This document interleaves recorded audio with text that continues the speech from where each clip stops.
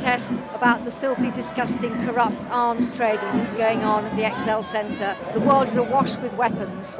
We need a real rethink. What are universities doing at Europe's biggest arms fair? This is DSEI, London's giant defence trade show. More than 1,600 companies are exhibiting, including some of the world's largest arms manufacturers. With the 2025 Defence Industrial Strategy, ministers are pushing to deepen the ties between academia and the arms trade. Today we'll ask, should higher education be used to support the arms trade? And what does this relationship mean for global security? We cannot believe the level of militarisation of almost every aspect of our society. It's quite worrying to see the normalisation of militarised funding to support education, research and innovation. Education does not need to have militarised funding for it to be successful and to encourage people to think critically and really contribute to society. I think it's important for us to bear witness against this military-industrial complex.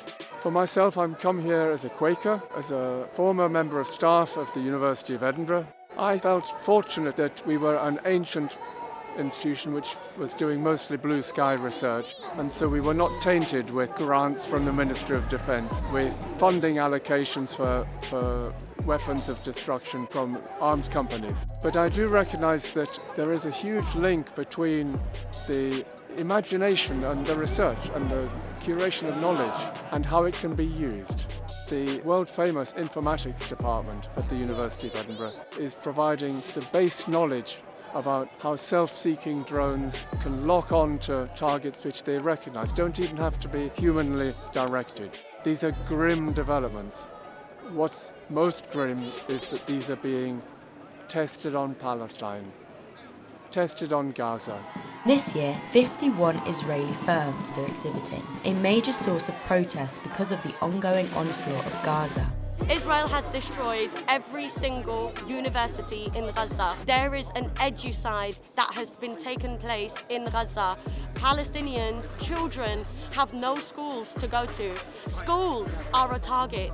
So we are here today to oppose genocide, to advocate for the shutdown of all arms, weapons, factories and suppliers. We do not need more war.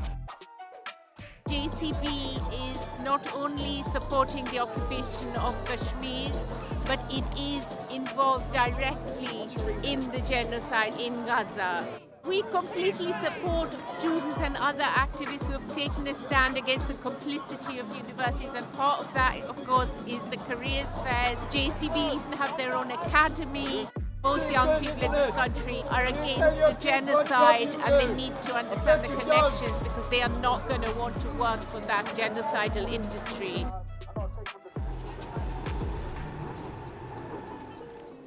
So I've come because I'm an Army Cadet instructor and a Sea Cadet instructor, so it was just looking at advising the young people before, even when they go off to university, what their options are, and if they don't want to go to university to look at degree apprenticeships. So I came for the next generation. I'm a student at the University of Nottingham doing aerospace engineering.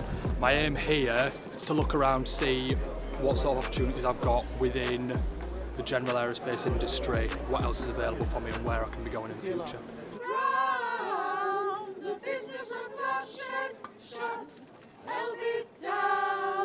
We need defence, so whatever we think about it, we do need to be able to defend ourselves as a country and to help other countries. So to have somewhere where you can go, where you can see what the options are, because a lot of young people just don't know where to look, what the opportunities are, so be able to give them informed material so they can actually go, yep, this is what I want to do, this is where I want to go, and keep the doors opening. Unfortunately, needs must, and there's new talent coming through. These companies are going to be looking for said new talent, and this is the perfect place for them to be looking. I recall in Edinburgh, the arms company BAE Systems, they once ran a colouring competition, a poster competition with primary schools.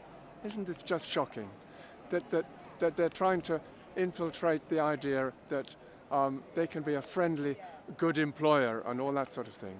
What's extraordinary is our gullibility in accepting these merchants of death into our communities, actually militarizing our society by the very concept that this is okay, whether it's in primary education or whether it's actually sponsoring of degrees, sponsoring of professorships in higher education.